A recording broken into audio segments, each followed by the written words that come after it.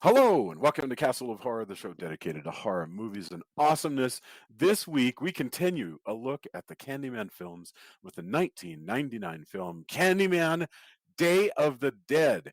Bear in mind, if you haven't seen today's movie, we're going to be discussing it from the perspective of horror fans who have seen it. So warning, spoilers ahead, and also warning, we are discussing Candyman Day of the Dead.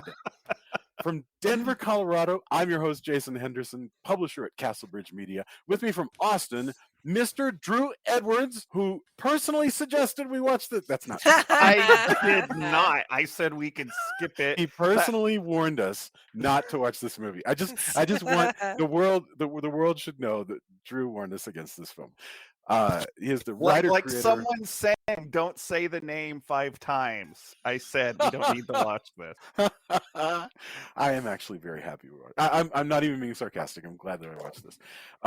Mr. Drew Edwards is the writer-creator of the long-running underground comic Halloween Man, currently published by Comixology. He is a Best Writer Ringo nominee, Austin Chronicle Best of Austin Award winner, and a member of the PEN America Fellowship. Say hello, Drew. Hello. And I am not a fan of this movie. Well, that's fair. That's fair.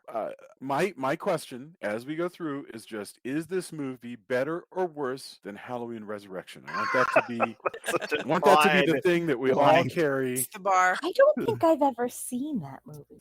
That's is it pretty bad. Yeah, is it better or worse than Phantasm 4? Also in Denver, color commentary from Julia Guzman of Guzman Immigration of Denver. Say hello. Howdy, howdy, howdy. Howdy. Oh gosh, we were in the mountains this weekend and taking pictures of the beautiful leaves, and it has been just a wonderful fall day. I'm so glad you were there. It'll be a wonderful memory forever. So thank you. Lovely here today, or this weekend. Oh, yeah, it's been nice. I took this picture of Julia on this little footbridge, and it's just lovely. I mean, she looks, with the speckled gold leaves and everything. She looks like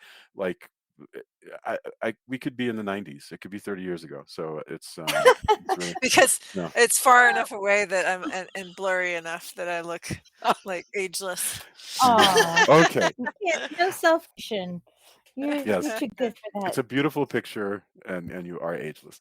Lead singer slap bassist for Austin's rockabilly riot girl band Danger Cakes, and upright bassist for the Queergrass Americana outfit Brand New Key, which by the way is such a great song, by the way.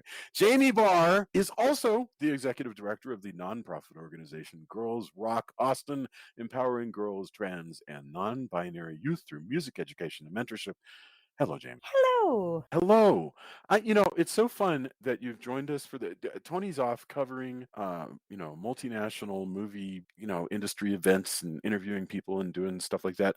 And it's been really fun having you hold down the fort and watch Candyman movies. Oh, thanks. This has been a blast. I've had a good time. You should have just said Tony's on assignment. Tony's on assignment. Isn't he? Like he's 008. Yeah. All right. Candyman, Day of the Dead. Don't say it 5 times. You just said it 3 times. Well, yeah, but I think there's a 90-second timeout. Honestly, if you say it 3 times, said it 3 times in a row, so I was just like, sure. All right. Candyman, Day of the Dead is a 1999 American supernatural slasher film directed by Turi Meyer, starring none other than Tony Todd and the seemingly immortal Donna D'Errico. If you have seen Donna D'Errico's Instagram, I cannot explain this woman. I can't explain this woman. She's 32 years old in this movie in 1999. She is now 53 years old, and she literally looks like the same human being. It is bizarre. Elvira is 70. It's up as there you down. Go. It's got to be the wigs and the makeup and something special in the genetics, but good God. This is the third Candyman movie. It is a direct sequel to the 1995 film Candyman Farewell to the Flesh. This one follows Caroline, the daughter of Annie Tarrant, who was in the last movie. So Caroline, also a descendant of Candyman, the powerful spirit of the murdered son of a slave who kills those who invoked him, who finds himself targeted by him on the eve of the Day of the Dead. So the last movie was around Mardi Gras, and this one is around Day of the Dead. Both of them, these sort of big community event holidays, culture going on that our characters can wander through. So let's get our opening thoughts. I almost shudder to, but I'm gonna, Julia, you haven't started this in a while, so I'm scared of what you're gonna say, but I'm also excited. Let's go Julia, Drew, Jamie, and then I'll go. So Julia, the amazing Donna D'Errico and Tony Todd in Candyman Day of the Dead. Your thoughts? Well, I'm calling it Candyman 3 Day of the Boobs because it seems to me like the entire purpose of this film was just to show the breasts of like several beautiful women. Yeah, I'm not a fan of this movie. I'm not a fan of this movie. I found it to be. I think the gratuitous nudity just really bothered me a lot. Mm. I don't know. It was just so silly. I guess I've just gotten to the point where I don't have much patience for that anymore at all.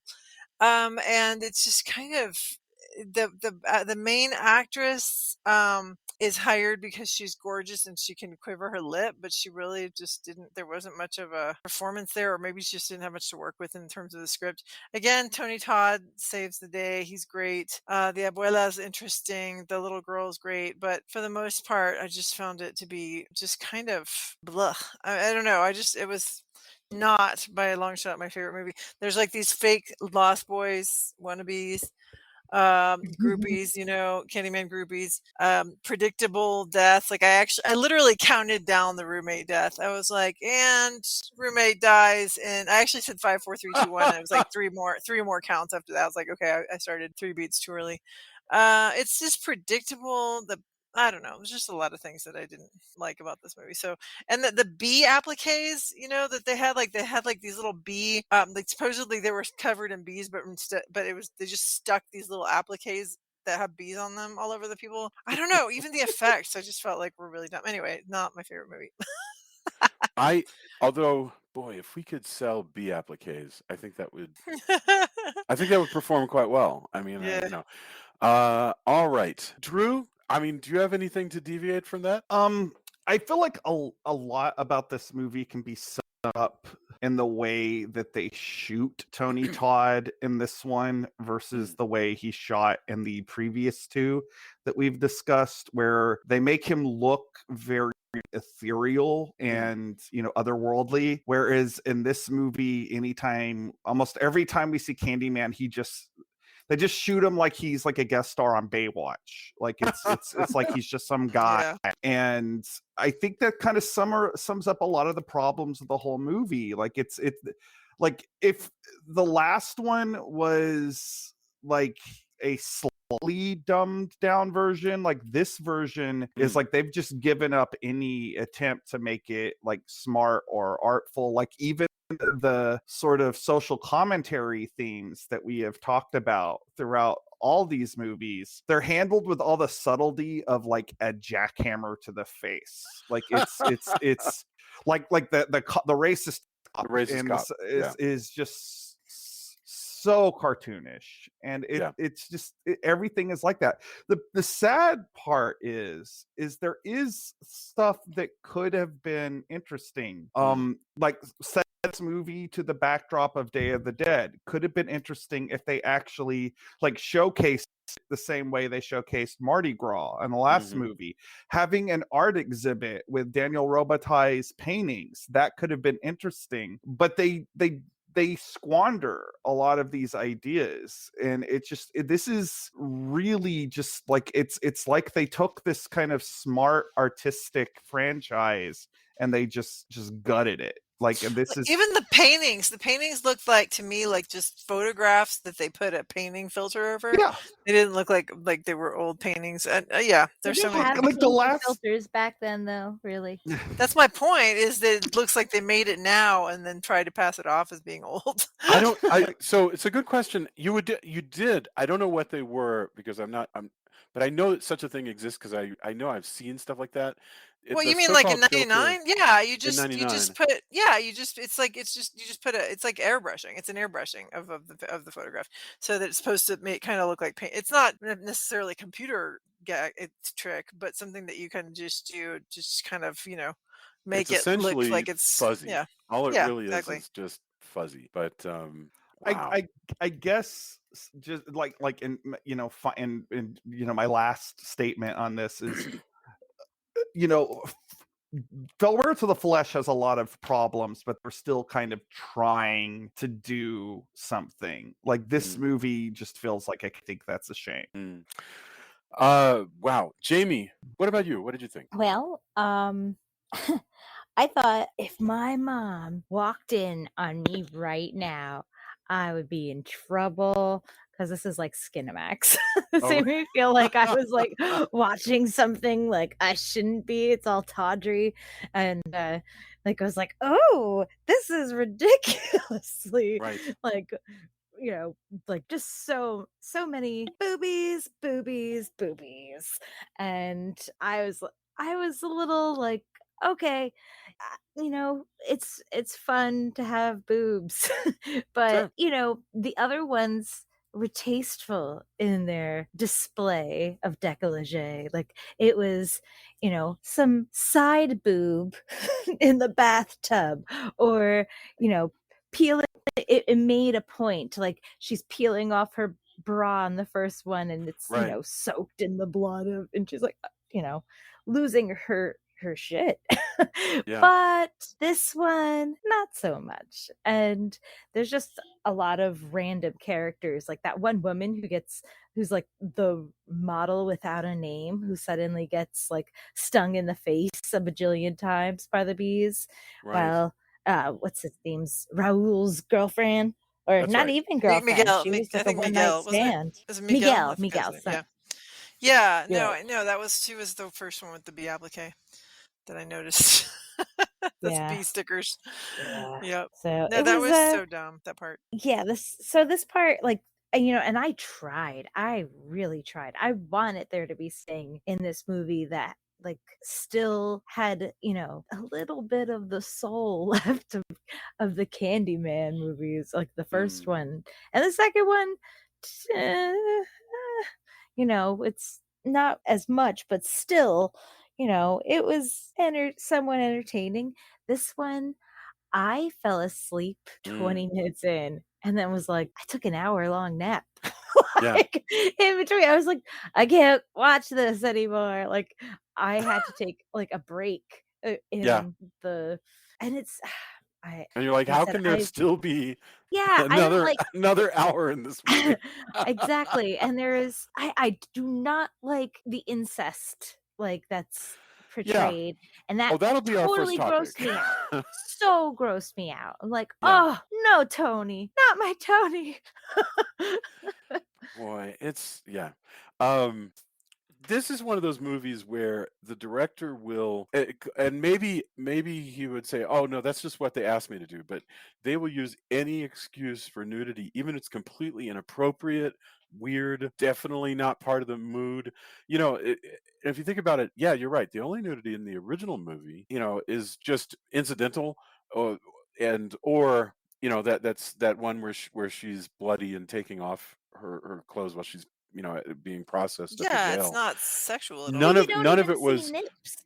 right. That there was none No of nips. whereas this is that there's you're right. They're trying to sell this into DVD or whatever, and it's sex so and right. violence It's at the let's make same it time, sexy. and that's the worst. Like, Yeah, in my and opinion, I don't mind either one. I'm not as big a fan of violence, sure. but like, I don't mind a sex scene in the movie, but this had like that one scene. I actually Just, missed oh, that I one. wanted I to got up gag.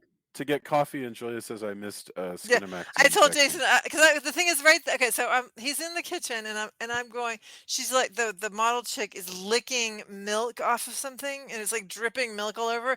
And I just go, and he goes, what? And I go, oh, you're missing a scene that you probably are going to regret missing, and I wish I had. Oh, that wasn't the part I was talking about. Yeah, I but was that was talking a about part that was just ugh. Yeah, that was pretty cringy. The part that I was talking about was when our heroine Caroline is suddenly getting a little action, Yeah. and from what was his name? David. Yes. And suddenly, he's going down on her, and you're like, oh, and then suddenly Tony Todd, Right. and you're like, But I did think that she was going to actually be having sex with him, but he turned out he was fully clothed. So it's just gross because she's naked, but he's actually not naked. So Tony FYI. Todd, you mean? No, Right. Tony it's Todd's just That not was a naked. super like, weird. hey, Grandpa. Yeah. Like, that's Yeah. No, I it don't was wanna super think weird. of my grandparents. So so we should Absolutely. discuss that. I just wanted to mention you brought up Baywatch, and that was the other thing that Derico is well known for, is she was a Baywatch babe. I knew it. Yeah. I didn't watch that show. I can't explain why. I never watched a single episode You of weren't a big fan of the Hoff. Well, I should have gotten into it because I love beaches. Who doesn't Bette admire Midler's a great cheerleaders? actress. Right, and Donna That one was for Derico you, obviously Julia. is a major. I thought that was funny. I knew you would get it. So yes, who doesn't like running women in bathing swimsuits? well, that's why Sure. that show travels. I mean, that show, people in Italy love it. People in everybody around the world love Baywatch. It crosses and over the Hoff Yes. is huge in language. Germany. Exactly. Du mich lauden. I forgot the rest, but I used to have to. Yeah, I took German in middle school and high school, and we learned about David Hasselhoff That and is the hilarious. Scorpions. Yeah. Nice. Wow, David Hoff covers Mm-hmm. Rammstein. I would buy that. Another poisonous insect. Yes. So, all right. The scorpion. So okay. To start with, because there's all kind of things I want to look at. I want to talk about the aesthetics of this film, but I want to start with what I think is kind of the elephant in the room, which is I think this film trying to sort of remake the last two movies, and it becomes a copy of a copy, and some of it's gotten super duper confused because there was always a beautiful sort of a beautiful eroticism about Tony Todd coming after Virginia Madsen and killing all these people to be with her, and there's this sexuality to it that, because of the racism of our society, was also transgressive sexuality, right?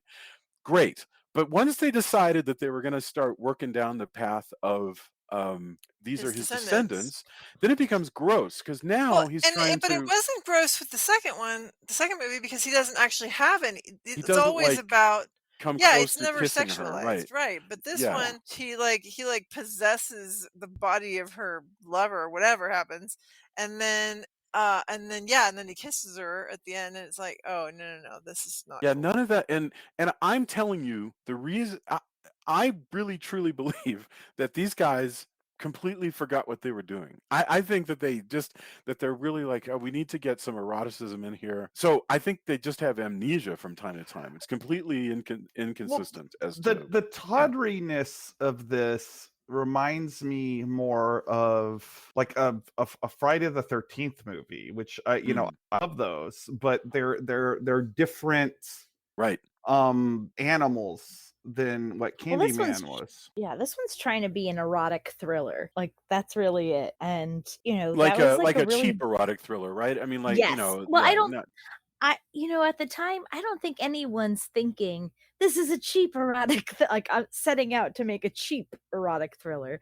Maybe they think they're making it inexpensively. Well, here's a distinction I make, and maybe you could help me out with this, because, for instance, you look at the last Candyman movie, which takes place in New Orleans, and there's a look to the film and the way that the texture of the film, and when they're shooting outside a lot, and it looks great. And and in this, they're shooting inside most of the time. Everything looks super duper clean, and it's extremely basically high definition. It's extremely crisp, and it looks cheap. There's something that doesn't look. Well, this is a B. This didn't even get a theatrical release. It was direct to HBO. Oh, is that so? Yeah, really. Whereas, like, the other two movies, and so again, this is like an episode of The Hitchhiker, just 90 minutes long. Okay. Whatever your feelings about For to the Flesh, like, that was a A-list movie, and so was the first one. Whereas this movie, I'm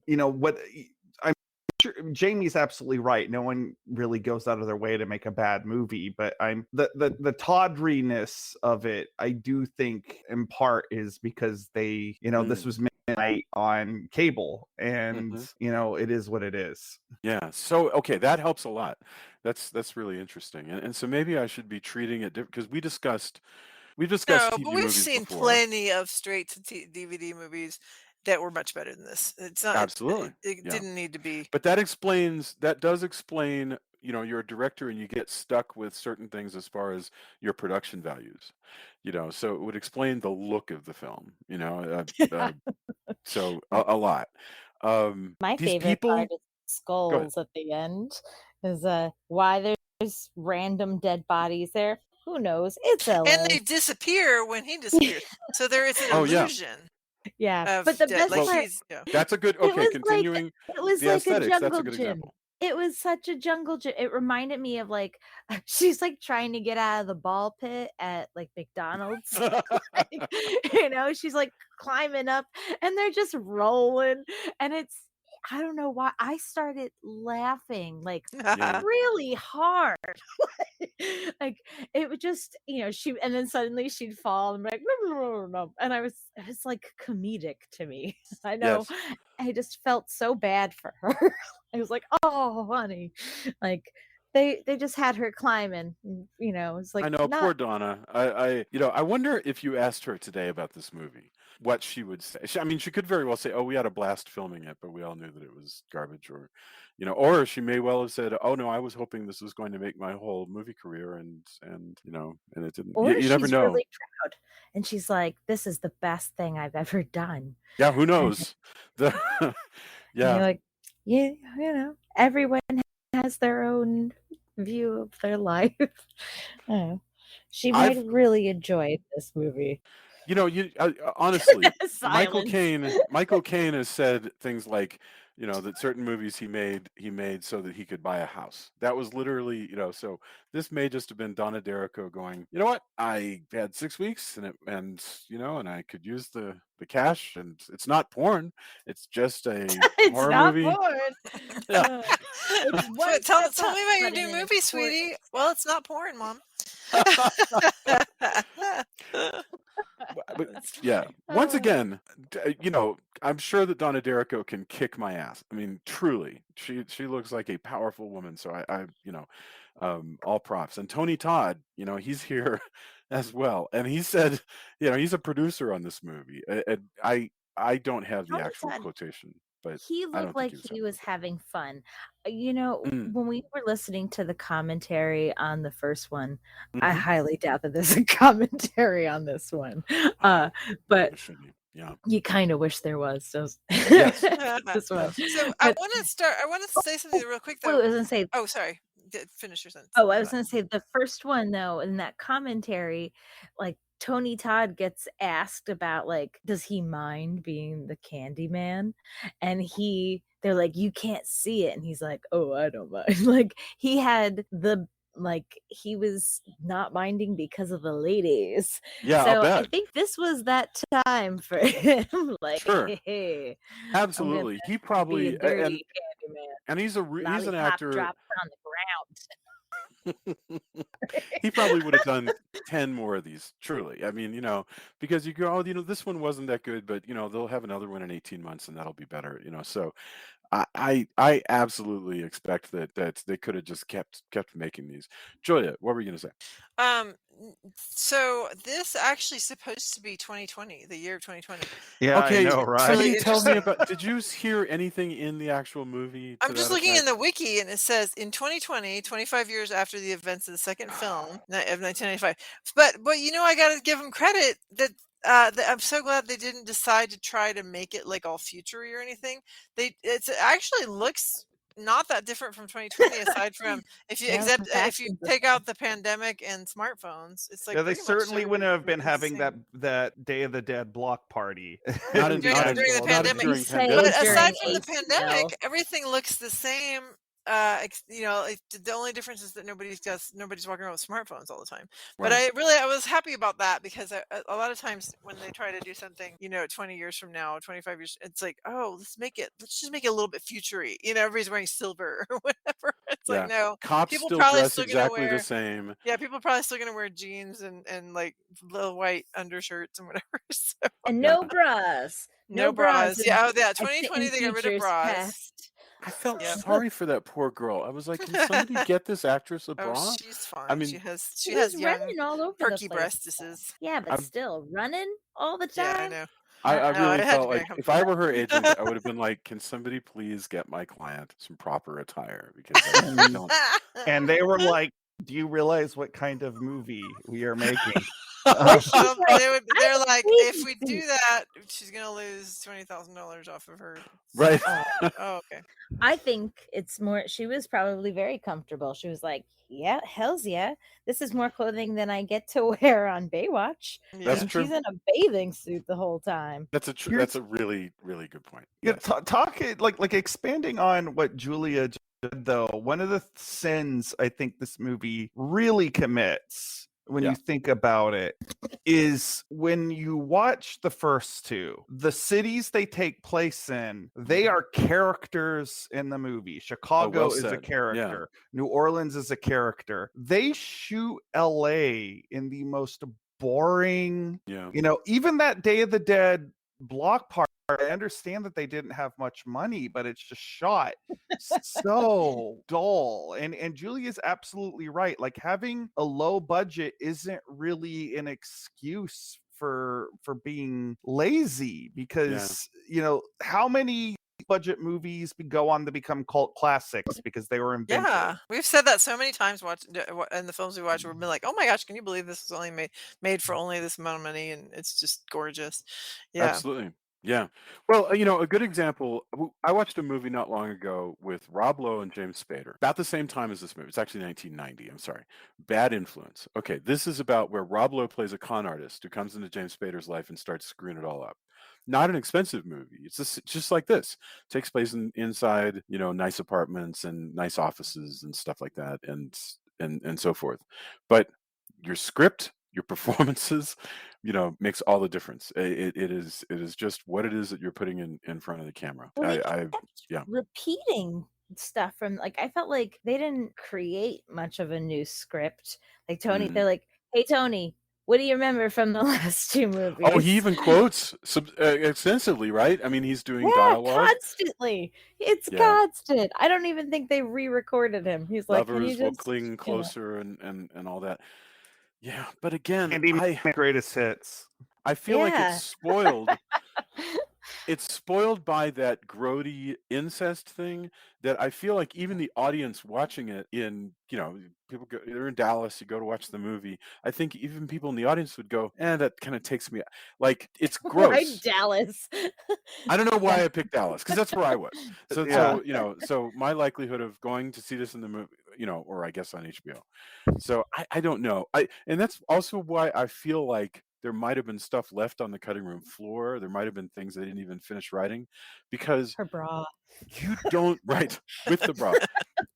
You don't screw that. That makes no sense. You don't throw in something that'll kill the mood for your audience. So it makes me think that they just weren't even keeping track of what they were writing. It makes no sense at all. I think there was a lot of cocaine done on this movie, because there's a lot of cocaine jokes. Yeah. So there's that. But I think, honestly, there were so many jump scares that weren't, the only one that actually got me where I was kind of like, oh, that's like real life, is like when she's waiting for the train and accidentally bumps into a hobo, and she's, I was like, oh yeah, that's happened to me. Like, sure. That one, all right, that's scary enough. But the rest of them, like, I don't know. I was like, I'm gonna have a seizure. There's so much flashing. Oh yeah. Well, okay. Not just of the nips. Speaking of the that weird intercutting thing, so there's where they do go for a kind of artfulness, a lot, way more than any of the other two movies, where somebody will say a line of dialogue and then there's like a flash, and then you'll have flash and various like shots of things that she remembers from just like 6 minutes of screen time before. So we don't need all of these reminders, but they're happening. I Or the enjoyed. flash. Yeah, Literally, that flash is like triggering. I felt like if this movie was made now, they would have to have like a warning in front of it. That's funny. I Just hadn't even because thought of about that. that. Yeah. No, but that's a good point. Well, the funny thing is, we were at the movies the other day, and it's got a sign up for Candyman, the new Candyman, which we reviewed earlier, and it says, "Warning: Candyman has a lot of flashes, so you should. So if you're sensitive to that, be aware." So that's continued, but I didn't notice it nearly as much as in this one, where there's all this like artisticness going on, which is again Or super an weird attempt. considering this movie. Yeah, it makes me feel bad though, because I'm like, would I be able to do any better with this? I'm not a director, so I'm just wondering, I just it makes me wonder how could you rescue this? And I have no idea. For one I thing, think that you could have yeah. focused more on, which is kind of funny because that's sort of what the new one does. Is if you focused more on the art world stuff, Yes, that is just it's only exists to kick off the plot in this one. Yeah. But that to me is like the like I remember when we were watching it and got to the art gallery scene, and you have the gallery owner giving his spiel, and there's all these goth kids in there, and Jamie and I got a chuckle because we were like, yeah, we would have totally gone to this this art showing. But like this guy's shtick would have worked. But yeah, that stuff was a potentially interesting through line for the whole movie, but the movie just doesn't care about that. Like, it just wants to get things moving, it wants to get to the kill scenes, and it wants you to spend time with these two cops who are horrible, just like horrible. I also felt like there was like dubbed over, like voiceover, where they just were showing the police car, and like from a distance, like the police car's to get plot parked. exposition in. Yeah. And like, in case you were, like Drew was saying, who's just in case you forgot that this guy was a real dick. Like, he like says, I can't remember what he says exactly, but he's just like, yeah, she's a nice piece of ass. Like that. So it's gross. so ridiculous. It's just, but it was funny because I was like, why did they have to put that in? Why did someone say, like, you know what this scene needs? More of an explanation. Yeah. This is why I think it's that's really funny. I was thinking about Janine Garofalo dropping off of Criminal Minds, the show that she was on, because she got tired of it just got her down. She objected to being on a show that constantly was murdering women. But it's complicated in a movie like this. It's a slasher film. There's Candyman's going to be murdering women. But having said that, boy, that's exploitative. Boy, that gets you down dealing with these grody cops, and just for the purpose of having these cops to kick around. I was shocked when he punched her like that. Like, it was bad enough that he just suddenly was like, oh, like, I can't have you. Then you are horrible, like a horrible, right, and he's racist, horrible, and he's gross. jealous of the Mexican guy, and oh god, like, he calls her like disgusting. And he hauls off and like just decks her. And honestly, that type of violence really was startling to me. Of all things in this movie, that was probably one of the scariest things. Well, and he doesn't even get a good death. Like, he gets pinned. He gets the murders pinned, because that's the one that gets the murders pinned on him, right? Not the other guy. Right. Detective Kraft.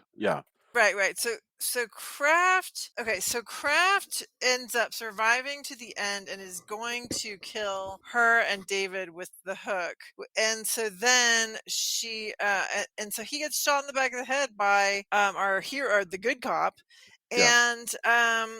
And then she's like, "Oh, he was the Candyman," which I find, if in fact he was available to have committed all these crimes and like in the area, so that there's no way he didn't. I find that incredibly just for the convenient. Like, I'm like, listener, how is that possible? at least, like, there's so many horror movies where you have the hero or heroine that is like at some point suspected of the killings that the monster is doing, Right, which is the and case in all of these movies. it's just forgotten. Like, you'll cut to like the last scene, and it's somehow glossed over all the legal ramifications of this. So at least they kind of with that. And in fairness, when the other cop shoots him, he does have a hook in his hand, and he says, "I am Candyman."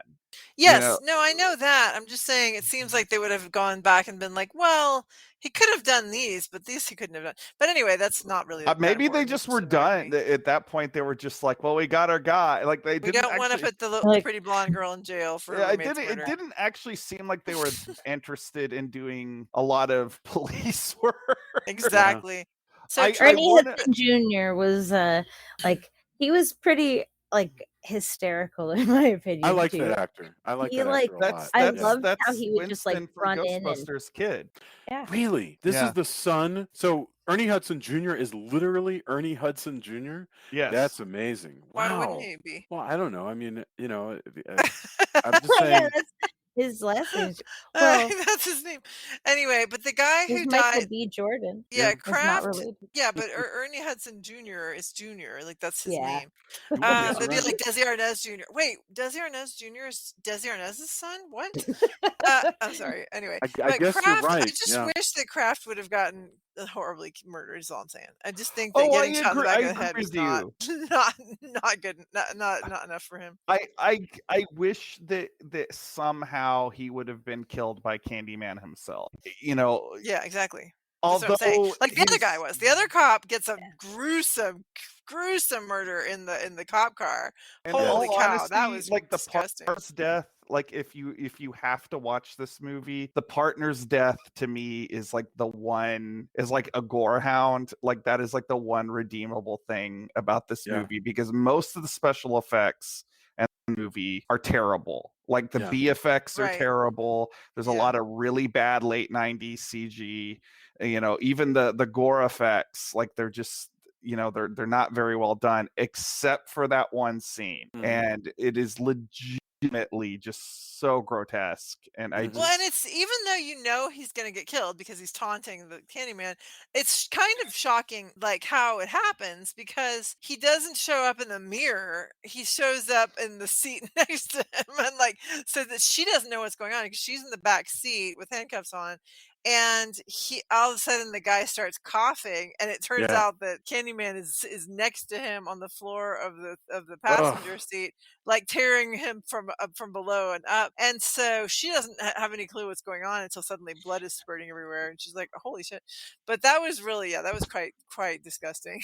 Now that we're like this many movies into this series, the thing that like, the one thing I can say is that the Candyman movies have established their own set of tropes, and one of them is, people think when they say the name that he's just going to immediately appear and kill them, but sometimes he likes to, like, draw it out. Candyman jacks around with people a lot. Oh yeah, he'll wait like an hour if it's necessary to be interesting. Like, and if you say that he doesn't exist, you really get it worse than anyone else. Yes.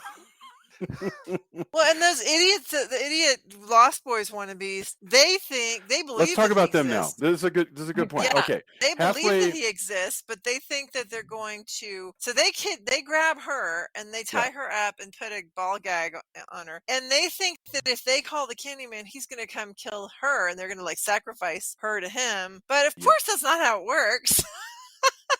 So they call him. Explain it. You called them Lost Boys types. So they're in a like, they're in a big warehouse that's dedicated sort of to Candyman. There's chains all over the place because there's a big Hellraiser influence on this movie. Really, there is.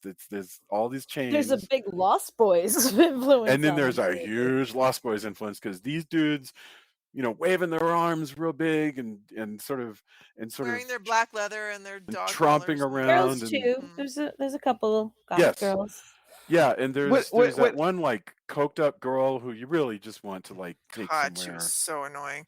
Yeah. One of the things that I find really funny about this, though, is that the bar owner, like Tino, who is this Yes. character that kind of floats throughout the entire movie because he definitely knows everybody in this neighborhood. Yeah. He calls them a gang, and I am sorry, but how many gangs of goth kids were like running around? I wouldn't call them a gang like an LA like street gang like Bloods and Crips and all that stuff, but I would actually say like, I knew some mall goths in my day. Yes. That's They kind do of seem like the Batman in Dark Knight Returns, which if you don't know that reference, there's all these young people who formed a sort of they just want to worship Batman, and they want to like go do whatever they think Batman would like them to do, and including attacking people in drugstores that they think are robbing them or whatever. And that's what's going on here. These guys worship Candyman, and WWCD. Right.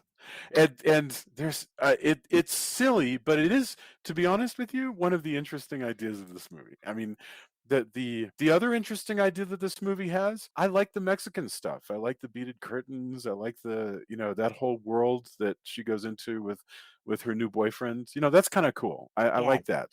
We were saying that the abuela is like the best character in the whole movie. Yeah. Oh yeah. She's fantastic. She's like, so I love that he takes her to go see the abuela, the psychic abuela, and she really looks like she's just not having it. Like she's like, seriously, bring her to me. She's like, fine. This babe and looks just like so a Baywatch annoyed girl. by the whole. And she reminded me so much of Whoopi Goldberg when she's actually like when she's an actual medium as opposed to when she's faking being a medium, where she's like, I don't want to channel, like I don't want to communicate for you. It's like very much that way. I was like, I don't really want to do this, but I guess you're here, so we're doing this now. Here's the other thing, though. This is another thing that could have been really the idea of using like folk magic to take on Candyman. That right there could have been a really cool movie. Good point. Yeah. And they don't do nearly enough. I agree. And what they do is so dumb, where she's like, oh, the way to defeat him is by killing the good, which means ripping up a painting. I'm like, why? How on earth do you figure that? I guess they figure, well, we broke a mirror in the last movie. Oh, but it was the line, specifically the line of saying that in order to eliminate the bad, you have to eliminate the good, or something like that.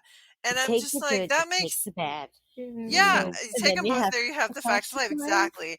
No, that's not. Yeah, that was not. It didn't make sense to me at all. The idea that you just kill the good so that the bad will also die, and the good is the painting. And then, like, neither of those things make sense to me. The painting, even if you assume it to be a good painting, is not the good of Candyman. That's just a reflection of what. I feel like that's just lazy writing. Yeah, super lazy. And I agree with Drew that it could have been much better. Yeah.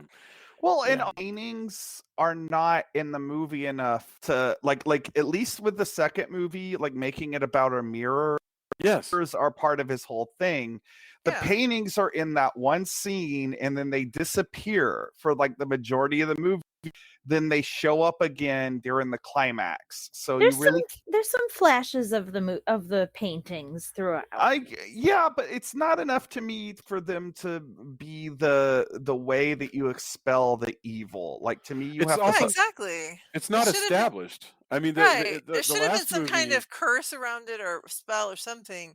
Yes. Where it's like like the portrait of Dorian Gray. If they had said something like, "Okay, you can come back to life now, even though you've been killed before, but only as long as your painting is like we're gonna you're actually as long as we're doing this, as long as we're gonna have a limitless number of Candyman coming back and Yeah, having all you have to do some is say his what name. TV tropes calls a soul jar that you have to kill to get rid of him this time, then why don't you just change his origin a little bit and say that his soul fell into 5 different things, and so he can come back through any one of them, and to get rid of him, you have to kill whichever one he came back through. Last time it was the mirror, this time it's a painting, Why and then don't you you got write 3 the more next that sequel? yes, and they didn't do that. Instead, they just pretend the last movie didn't exist, except for in a ridiculous amount of dumb Well, continuity. that she's And the by the way, daughter. why do Yeah. we have to see the dead mom's boobs?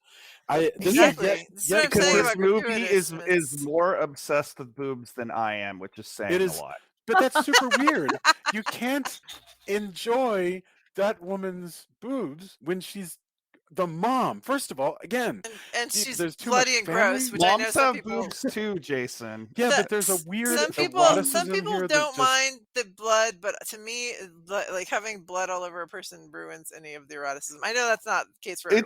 It's for me, it is. it's a little weird, but it's completely in line with how exploitive this movie is. right. Like, It is. Yeah. It feels like a joke.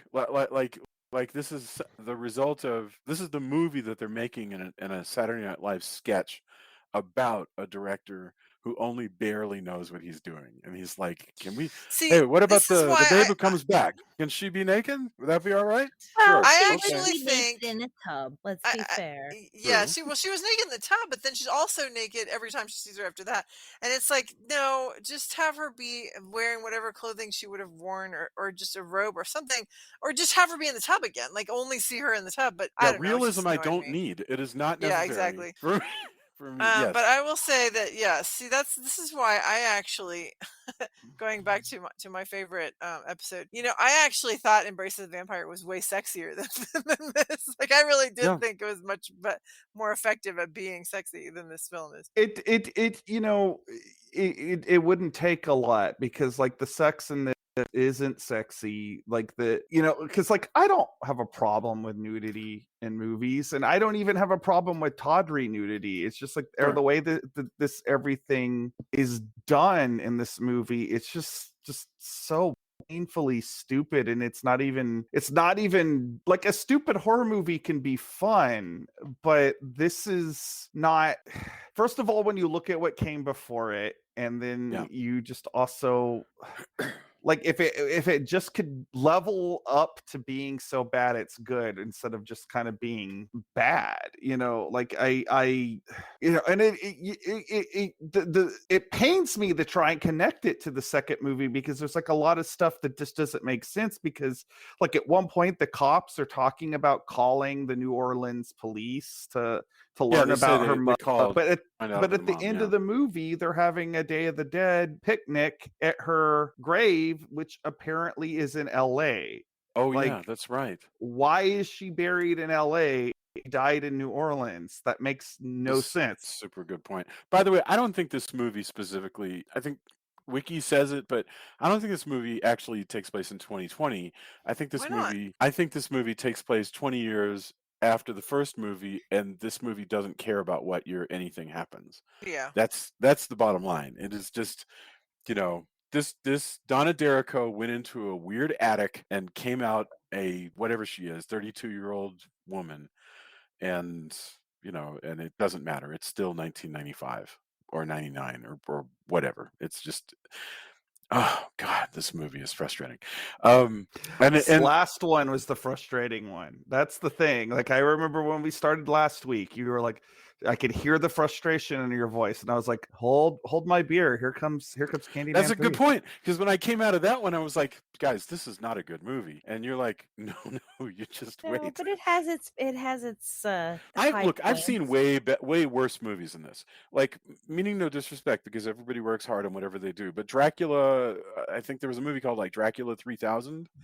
That was way worse than this. So you can definitely do a worse movie, and it seems more or less competently made. It's just cheap and lazily made, and. But it does make me think, after this movie, of 3 films with Tony Todd obsessed with and following, stalking, killing for, and grooving on these 3 blonde women. I really want to go back in time and see Nia DaCosta center a black woman for the new movie. I really wish that had been the don't you spin. think that's one of the reasons why they made him A, black, and B, male, because they felt like they needed to flip the script for the new one? Well, yes, totally. But I want to see the sexuality of Tony Todd. I mean, and that's something that these movies really want to use here is how handsome he is and how fascinating and how seductive. And so you don't get any of that in the new film. The new film has different things to say, different things to contemplate. But it would have been neat to see it contemplate a black actress and focus on her. Well, the new one made money, so maybe we'll still get that movie. Yeah, for sure. That's true. Yeah. In this movie, he kept saying, "Be mine," and then there's all the bees. Jason and I were joking that he was like, we kept envisioning those Valentine cards that you get for little kids. Too. Yeah. I'm surprised that no one has done a meme of that. That just seems like mine. And like we could do that for our Valentine's Day, like on the podcast. We can just put some on the Facebook, create one. Absolutely. Yeah. I was mine. My victim. Be my victim. My victim. Yes. It is frustrating. All right, I think we've raked this movie over the coals quite enough, and I feel just terrible. Although, like, it does. Is it wrong that it makes me happy that for once we all disliked something? That doesn't happen very much. That's true. Okay. That's really how you bring people together. Is something to make them complain. Listen, it's really, I'd like to say it was love. Love brought us all together, but no, we all want to complain. We all want to. It's loathing. That's what brings people together. This is why I told the Borgo Pass guys that I was Bizarro Tony, but they were like, no, you're a gem of a guy, you're swell. And I was just like, no, I am cold-hearted and cynical with I don't think that's true. You're and yes. I think all of us look, if Tony Todd were here and on a trampoline yesterday. What? Yes. Drew was saying he's cold-hearted and cynical. He himself was jumping on a trampoline and wonderful. Blowing bubbles and hanging out with our friend's 3-year-old. And I don't think you can be cynical and do those things. You just said that, and it made me think of the cast. Tony Todd, stupid Detective Kraft, played by Oklahoma actor Wade Williams, and Donna Derrico of Baywatch, jumping on a trampoline and reciting their dialogue from this film. Which that would have been better. Would have been better than the movie. Yes. Wasn't that a show called? That was the Man Show in the 90s, wasn't it? I know.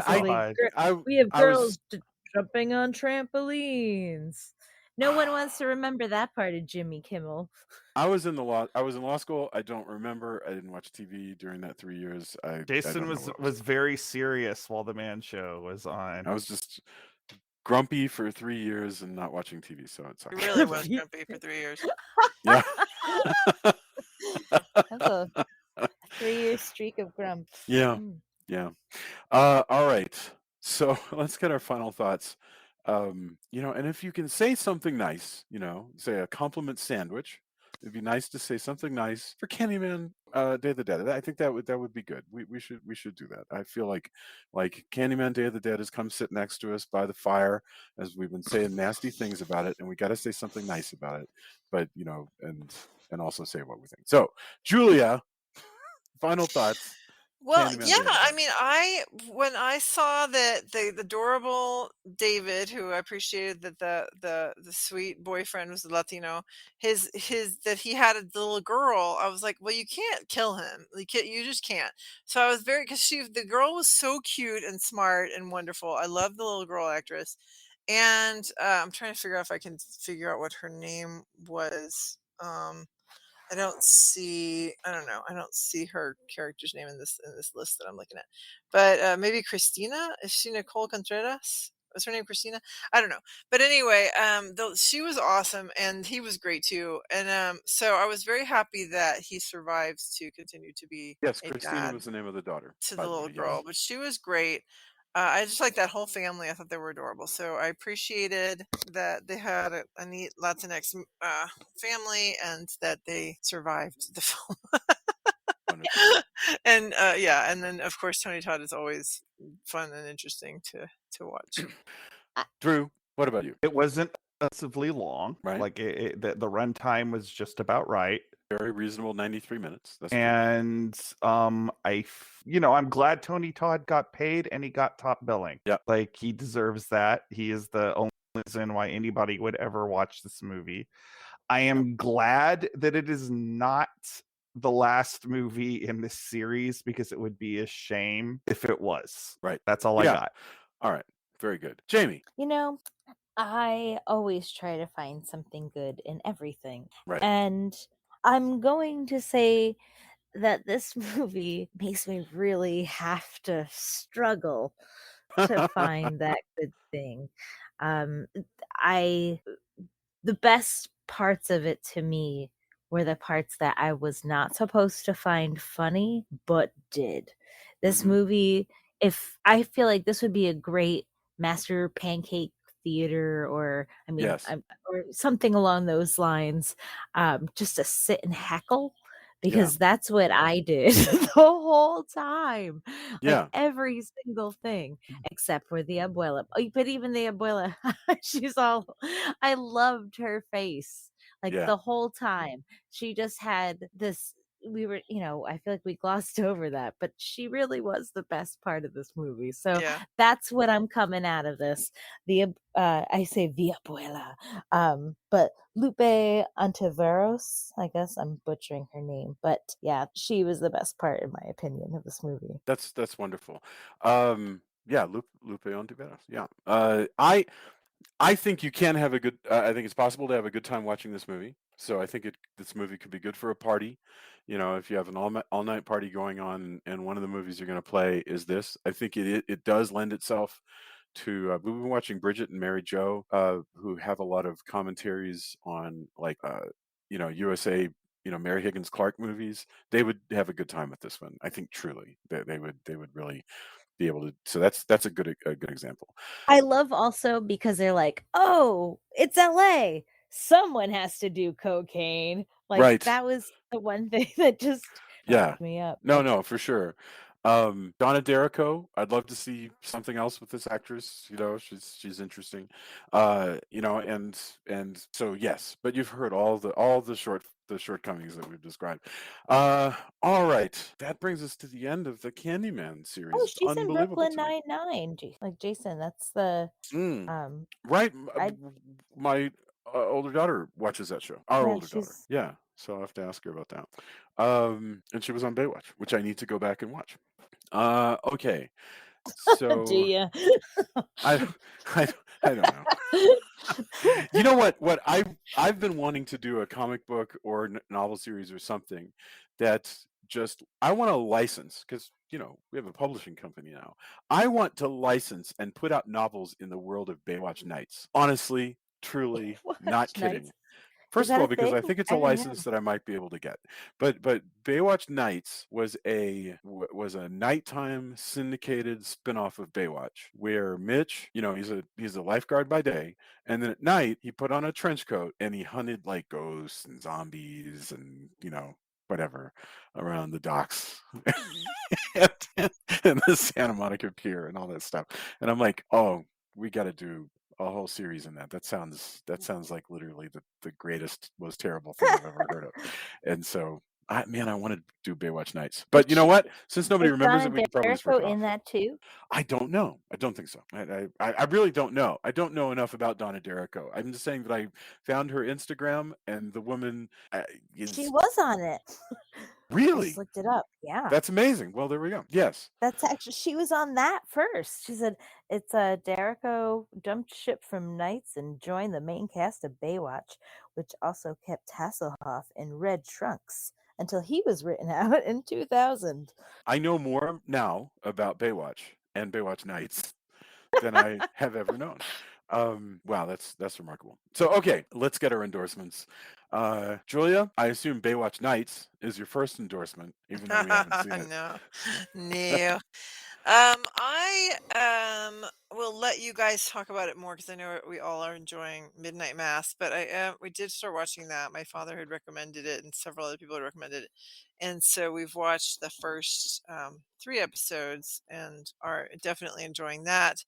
But Jason unfortunately spoiled it for me like pretty quickly because he was like, "Oh, I just read something," and then he told me what it was. I was like, Jason. "Why?" I didn't realize that it was. I didn't understand. I didn't Don't know spoil that it it was for a the big secret. listeners. Don't look up stuff Don't- about it. Don't spoil Right. it for the listeners. Anyway, You know how it happened? It was quite innocent. I was like, "Oh, what's the name of that actor?" And so I go, "Oh, show me the cast." And you go on Twitter, and suddenly, yeah, but then you didn't need to share with me what you just learned. Anyway, it's you're fine. right. Normally I don't mind spoilers, but in this case I was kind of happy that I didn't know anything. I was like, dang it. No. That's all right. But it is really fun. Other than that, I'm trying to think if there's anything else that I'm watching that I'm willing to admit watching, because of course I watched The Masked Singer, which is super fun. But that's not necessarily something I endorse, unless you're just like me and you like stuff like that. I love that show. I don't know. I think that's it for now. Yeah. Wonderful. Drew, what about you? I'm going to continue the Midnight Mass Love Fest. I am not going to talk a whole lot about what it's about, only that I will say that I think it really resonates with a lot of stuff that is going on in society today. And I want to stress, I think this, like, I did not know a whole lot about it other than it was done by the same gentleman who did Haunting of Hill House and Doctor Sleep. Mhm. And I think this might be his masterpiece. Like I just think it's so good. But it's a mini series. Don't read anything about it. Just and binge watch, like, just 3 hours and binge watch the first 3 episodes. Like, that is my advice, because I went in largely ignorant, and I think that my enjoyment of it was greatly improved by not knowing that much, and just kind of letting it unfold over me. I will say that I think if you like Stephen King, I think you will find a lot to like about this. Not that it's based on anything Stephen. It's not based on any Stephen King works, but it has a lot of Stephen King in its DNA, shall we DNA. say. Yeah. Yes. I also want to say something completely unrelated to that. Right. And I'm sure Jamie will also say some stuff about Midnight Mass. But New York Comic Con is this week. It starts on Thursday. It goes until Sunday. And she and I are going to be there at Small Press booth 1847. You should come say hi. We have all kinds of new Halloween merch. We have some amazing t-shirts. We have masks. We even have socks. We have Halloween Man socks. So if you listen to this podcast and you are going to be at New York Comic Con, please come say howdy. Wonderful. Wow, I'm so excited for you guys to be at New York Comic Con. That is really great. That's really cool. Jamie, what about you? Oh, well, I was gonna say Midnight Mass too. It really is an excellent show. It does give a lot of poise and thought to subjects that we all think about, and a lot of religious matters that discuss the ideas behind death and what happens when we die and aging, but how that relates to religion and morals, and it's and the things that we go through in life. And I thought that part of the show was the most interesting part, but again, I don't want to spoil the surprise. Yeah. I think I was like, I don't remember what I endorsed last week. I think it was Sex Education. I think I finally got to finish that the other day, and that was pretty good. So like I said, that one I kind of want to double down. The only other thing that I have been watching And Drew has given up on the show, but I can't quit you, Walking Dead. Oh my God. I'm still in it. And this last season, I've actually enjoyed the last 2 seasons. And I think now I feel bad saying, like, now that Rick's dead, and it's not like a show of just people wandering around yelling like Carl, and it's I mean, mind it's you, I just have not watched the show, so I don't. All I know is what I read on Twitter. I don't know. So I've actually enjoyed it. It's more of a women-led cast. It's it's surprising, like, that there's still like storyline left, but it's kind of more about the growth of humanity back into like actual civilization and communities, and as opposed to just surviving zombies. There's so this one's a lot better. So I would say it's probably this season and the last season. I think it's like 8, 9, maybe. I'm not. They're worth a rewatch, or a revisit back to The Walking Dead. wow, thank you very much. All right. I someday I will watch all of The Walking Dead. Maybe after I've finished my way watching through Route 66. I don't know. Watch Sex Education, Jason. I Okay. think you would get a lot out of that. Like, it's a appreciate really that. good show. It's really excellent. And who doesn't love Gillian Anderson? I'm sure you would also like it too, Julia. That's a good tip. All right. My endorsement. Okay, first of all, Femme Fatales. So we have a new Castle of Horror anthology called Femme Fatales, and we have an event that is a live panel discussion with all of the authors of Femme Fatales, and that's on the 12th of October. So if you come to the Castle of Horror Facebook page, we have an event page for it. So I encourage you to check that out, and also go take a look at the book and pre-order, because it comes out Tuesday, October 12th, and that is right around the corner. It's just like right a week away. So that is my one endorsement of the week. But I agree with everybody that Midnight Mass, I had zero interest. I was like, no, I'm not interested. I just don't have time. I'm not interested in another show. And then I put it on, and like within seconds, it was like, oh yes, I'm going to watch all of this. So it just worked that fast. All right. I feel like we've been mean to this movie, but actually it would be good at a party, and so the movie isn't a person. You can't actually I hurt guess his that's feelings. true. But the way Tony always says it is that we like you guys said, people don't set out to make bad movies, so you kind of feel bad when somebody's worked really hard on something, dissing it, but it's not good. It's 20 years old at this point. Right. I think it's fair game. I loved what Drew said during the movie, where it seems like somewhere, like someone out there is like, this is their favorite movie. Boy, that is so true. True. And If I there's meant that. I know I you meant did. that. Like every movie is someone's favorite. Like it's just like there's so many people on the planet, and there's so many movies. So if you enjoy this movie, like, rock on, like love Candyman 3. Like I will never tell somebody like their thing. I will never yuck someone's yum, but I am also forcefully honest in my opinions when I'm on this show, because this isn't me on social media, or me just shooting this.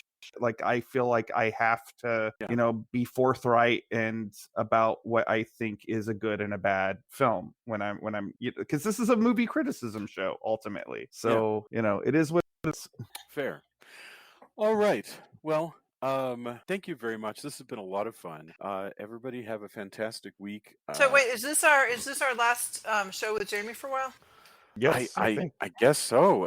And I Jamie, don't even thank remember. you so much. It's been such a pleasure having you. Well, thanks for having me. I've enjoyed it, and I do love Candyman, and in spite of this one, it's still my favorite. I love Tony Todd. I was acting like, hopefully he's listening out there somewhere out there. Tony Yeah. Todd is listening to all of us in our hearts.